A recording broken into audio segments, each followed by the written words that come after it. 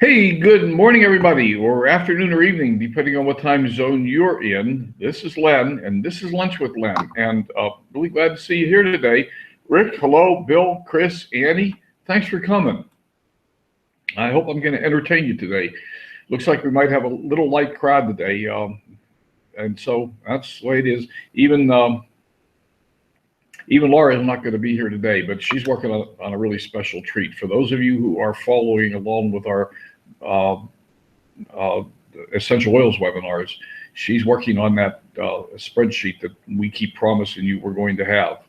And so it is a massive task, um, but she's getting it done, and I think we'll have it in a couple days here. It's going to be awesome once we get it done. Hey, does anybody? Oh, you don't see me? Well, that's strange, Chris. Can you hear me? Because, Chris, can you hear me? That's strange. But obviously you must have audio. You can hear me. I hear you. Okay. Let's click the camera again. Click the camera back on. Can you see me now?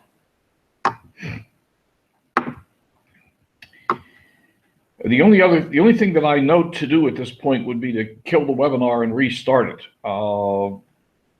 Apparently a connection didn't get made somewhere. As near as I can tell, looking at what's on, Rick, what's that? Does that mean, oh, you do? Well, that's interesting. Because all I did was turn the camera off and turn it back on again. And from what I can see, nothing changed. I could see me. I don't know why you couldn't. Oh, well. Good. Hey, does anybody have anything special on their mind today? Let me just open the chat up for, well, the chat's open, of course, for just a minute or two to see if anybody's got any special thing on their mind. And we don't have a guest today, so you're stuck with me. I'm the special guest today, and I'm going to talk to you a little bit today. It's maybe about 10 or 12 minutes, maybe a minute or two longer. I'm going to talk about building belief. And one of the reasons I want to talk building belief, and I know it's a topic I've talked about before, and I can't remember, honestly, if I ever talked about it on Lunch with Len. I've talked about it in various venues. But, I'm going to quote Art Williams, and yes, I have some notes here too, but the number one problem that keeps people from winning in these United States today is lack of belief in themselves. And that's from Art Williams. Art Williams was the guy that started the A.L. Williams Insurance Company, and in 1989, he sold it for a mere teeny little $90 million in 1989. And Art Williams was an amazing guy with an amazing story. But, the whole concept of believing in yourself is such an amazing thing. So many people struggle with it. And I thought I'd talk a little bit about it today. But again, before I go on, I don't see anybody coming up in the chat with anything else I'd like to talk about. So I'm going to give the chat another 30 seconds or so, because there's a time delay in the chat. And then I'm going to launch into a little diatribe. Does anybody know what the word diatribe means? Diatribe stands for long, boring, winded, one-sided. I hope it won't be boring. So I'm going to just go ahead and go. And I'm not going to do a screen share, by the way. There's nothing to share. I don't have any slides. We're just talking today. So again, building belief in yourself. And again, as I said, the number one problem in the United States that keeps people from winning is lack of belief in themselves. And why is that? And by the way, one of the places you can find that quote, and the place that I take it from when I quote it, is chapter 4 of The Success Principles by Jack Canfield. And that's an incredible book. If you haven't read The Success Principles, I suggest you read it. It's one of my Bibles. It's a go-to book. I've gone back to it many, many times. But look, you are not an accident. The probability of you being born is 1 in 400 trillion by one estimate. There are other estimates, but 1 in 400 trillion. Now just imagine that. That's an incredibly teeny tiny little number. You are not an accident. And you are absolutely unique with special talents and gifts that no one else has. Yet so many people go to their grave with their greatness still inside them. You are born with greatness. And why can't we get it out of us? What has happened to us? And this is personally partially my personal opinion, but I believe in our society our greatness was beat out of us as a youth. We were told, and you've heard me say some of these numbers before, but in our youth, we're told hundreds of thousands of times, no, you can't, don't do that, you can't do that. We are told to conform. We are told to be like everybody else. We're told to sit down, shut up, stand in line, wear the uniform. And, on the one hand, it's important if you're going to run an orderly thing like a classroom, it's sort of important that everybody sits down and is quiet. I understand that. So you can't say that some of these concepts aren't important, but on the other hand, they tend to beat the individuality out of us. We tend to end up, by the time we come through grade school and high school, we've lost our identity. We don't know who we are anymore. And we don't know what we're capable of. And, it's our responsibility to take that back, to take charge of our destiny and to reprogram our mind for success. As the opposite of success in our society is not failure, it's conformity. We need the great flywheel of society. And I'm going to tell you that I don't remember who coined the word the flywheel of society. It's been in one of the self-help books. One of the authors used that term and talked about how we need the great flywheel of society. We need all the street sweepers and the garbage picker-uppers and, the people that do those rather mundane everyday tasks. We need the laborers to keep our society running. But we don't need everybody to be laborers. Those of us who are here, everyone who's on this webinar today, everybody who's here, you have greatness in you. And you've got to dig down and find it and bring it out.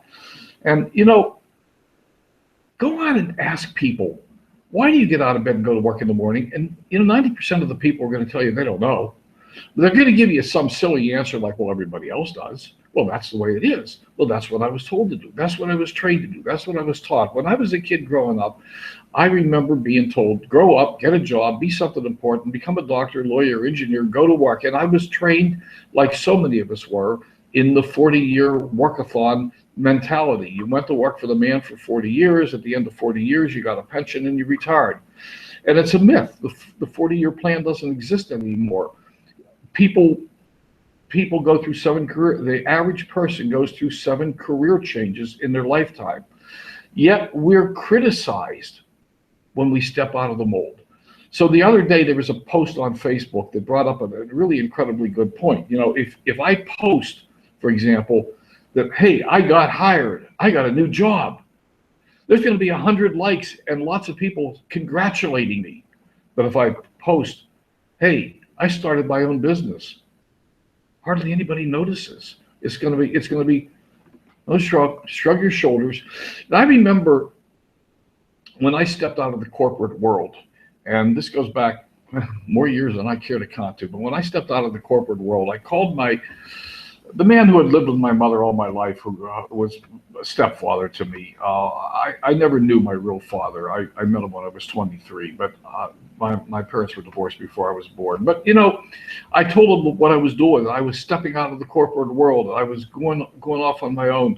And, man, he was just shocked that I would do such a thing. And I never looked back.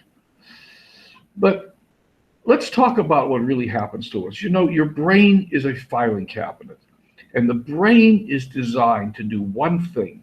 It has grown up since the caveman days to protect us. It is taught to keep us from danger. And so when you tell the brain you want to do something, it immediately goes into its files and it searches for what's wrong with that. And it wants to protect you from doing this really stupid thing, whatever it is that you're going to do. And unfortunately, your brain is full of misinformation that's been provided by that background and training.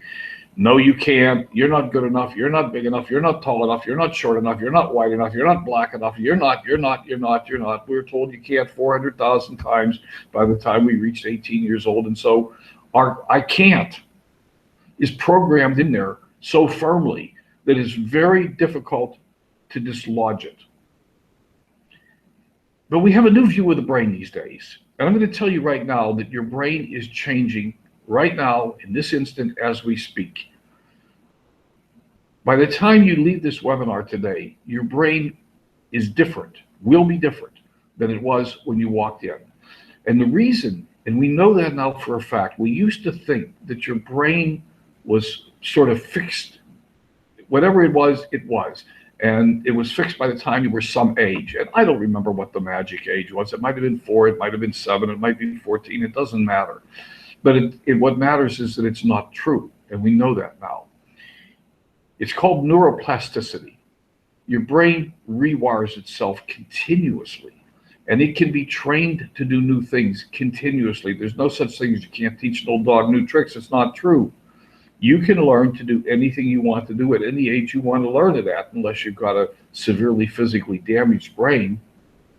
And as I said, your brain won't be the same when you leave this webinar today as it was when you came in, because we are rewiring your brain right now.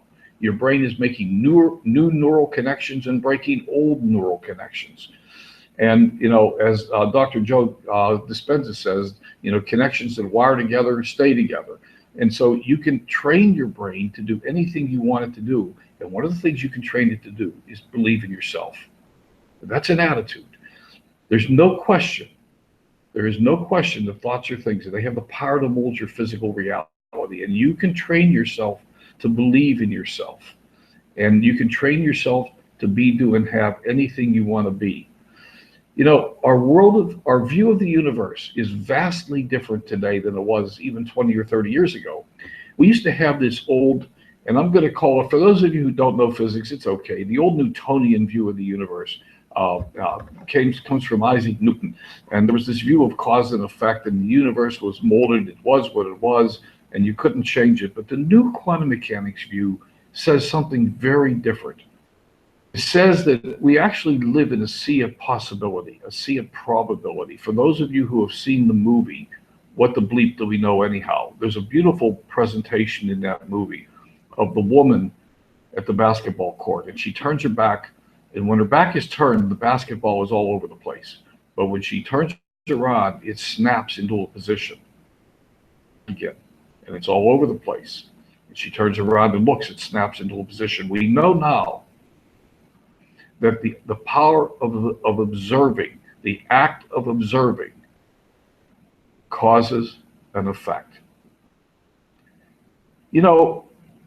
There used to be an old saying that said, people would say, well, I'll believe that when I see it. It's not the way it works. It truly is not the way it works. You'll see it when you believe it. Now, you got to stop and think about that sentence for a minute, because that's the way the universe you live in works. And we know that now for a fact. You will see it when you believe it. And if you don't believe it, it will never happen. If you don't believe it, you will never see it. There's the old question about the tree in the woods.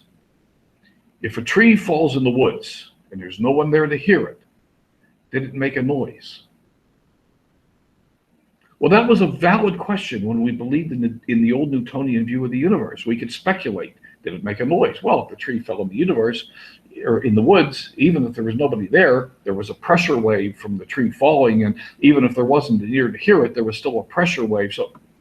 But the new view of the universe is very different. If there was nobody there to observe it, there's no tree. There's no woods. Now think about that for a minute. Think about that. If there's nobody there to observe it, there's nothing to observe. The act of observing brings into existence the things we see. So Jack Canfield tells us, and I know some of you might think that I'm absolutely loony, but I didn't invent quantum mechanics. I have studied it. For those of you who know me and know a little of my background, I'm deeply technical in another world, another lifetime. So I'm not making this stuff up.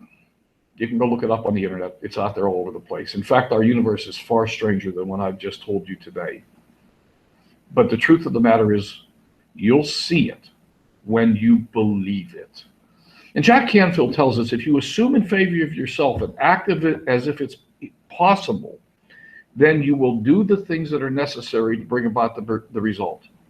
If you act as if it's possible, remember we've talked before about act, do, have, or act, be, have, or be, act, have, be, do, have. You got to be the thing you want to be before you can have the things that you want to have. So people say, well, I'll learn how to manage money when I have money. And that ain't the way it works. If you don't learn how to manage the money, you will never have the money to manage. You got to learn to do the thing first. You got to be the person you want to become. And similarly, if you believe something is not possible, then that's a self-fulfilling prophecy. You're not going to do what's necessary to produce the result. It's not possible. Why would your brain go to work and do something that's not possible? So you got to give up the words I can't. And similar phrases like I wish I could. They're disempowering phrases. They program your brain to not even try.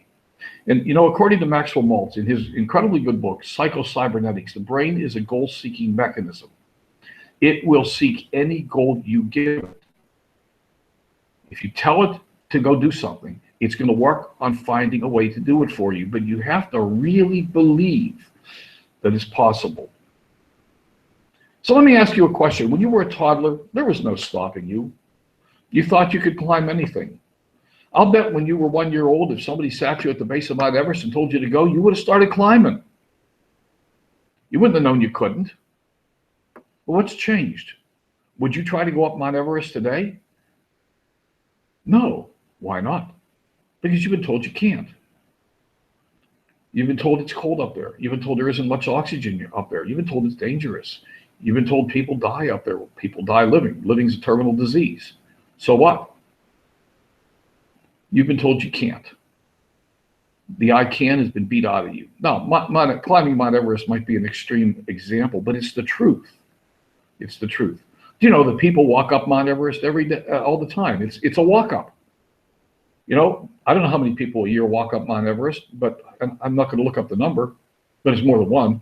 It used to be above and beyond most people's concept of what they could do, but it's not. It's a $50,000 bill, but you got to have a lot of money to pay the Sherpas to Sherpa you up there, but it's doable. But your sense of invincibility was conditioned out of you by the emotional and physical abuse you received from family, friends, teachers, until you no longer believed you could. So here's the message. Don't waste your life believing you can't. Decide you are capable of doing anything you want and start working toward it now, and don't worry about what others think of you. When we were 18, we worried about what others thought of us. When we're 40 or 50, we don't care.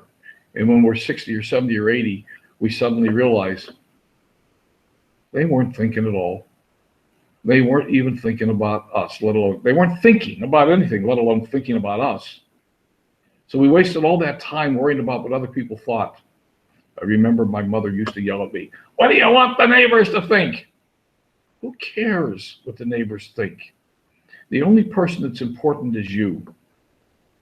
And Larry Ryan posted today on Facebook, you don't have to do what everyone else is doing. Be special, be different, because you are special. According to Dr. Ali Benazir, and I'll spell that for you, B as in boy, I-N-A-Z-I-R, Ali, A-L-I Benazir, because you can look them up you can Google them. A miracle is an event so unlikely as to be almost impossible. Now, Dr. Ali Benazir did a series of probability calculations asking, what is the probability that you exist? And he came up with an incredibly small number, much smaller than 1 to 400 trillion. By that definition, he said, I've just proven that you are a miracle. Now go forth and feel and act like the miracle that you are.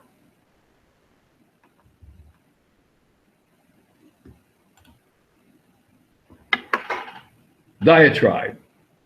A bitter attack, huh? All right. Well, then it wasn't a diatribe, I hope. Rick, Bill, Chris, hi. Anyhow,